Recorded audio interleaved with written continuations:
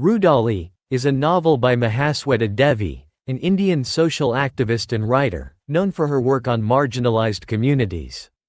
The story is set in rural India and highlights the exploitation and suffering of the lower castes, particularly women. The story is set in a poor village in Bihar, India, where the protagonist, Sanachari, lives. Sanachari belongs to a marginalized community and has faced a lifetime of hardship and suffering.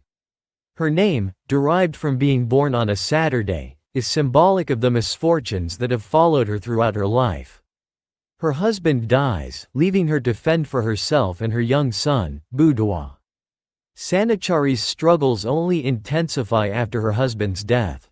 She works tirelessly to provide for her son, but the constant grind of poverty and the exploitative village system leave her with little hope. Despite her efforts, Budwa grows up to be a disappointment, further adding to her burdens. The village's rigid caste hierarchy and the indifference of the upper castes compound her woes.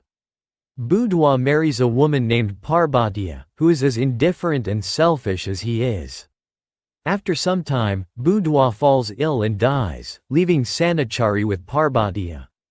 Instead of supporting her, Parbatiya abandons Sanachari, running away with a lover. Sanachari is left alone, destitute, and burdened by the societal stigma of being a widow and childless. Sanachari's life takes an unexpected turn when she meets Bikni, another widow from the village. Bikni introduces her to the profession of Rudali, professional mourners hired to wail and lament at the funerals of wealthy upper caste individuals. Initially hesitant, Sanachari sees this as a way to earn a livelihood and agrees to join Bikni. The practice of hiring Rudalis reflects the deep-seated hypocrisy and contradictions within the village's social structure.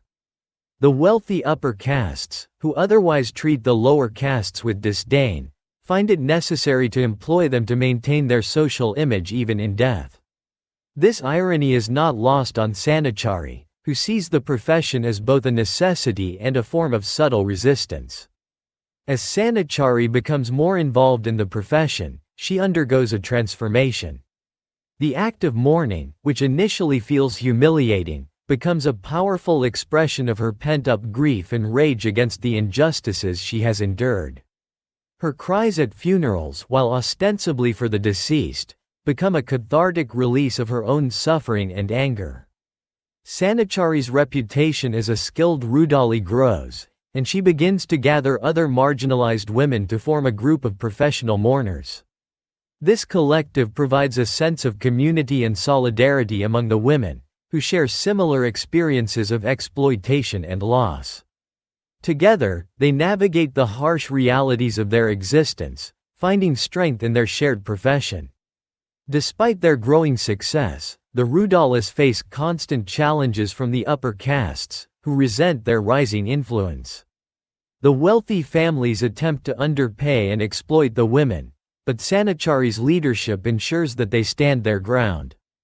This resistance against exploitation symbolizes a small but significant rebellion against the oppressive social order. Through the lens of Sanachari's life and the profession of Rudali, Mahasweta Devi critiques the deeply entrenched social and economic inequalities in rural India. The story highlights the resilience and agency of marginalized women, who, despite their dire circumstances, find ways to assert their dignity and challenge the status quo. It also exposes the performative nature of societal rituals and the stark divide between appearance and reality. Rudali concludes with Sanachari's continued leadership of the group of Rudalis. While their profession remains rooted in the pain and suffering of their community, it also represents a form of empowerment and defiance. Sanachari's journey from a downtrodden widow to a respected leader underscores the theme of resilience and the potential for resistance within the most marginalized sections of society.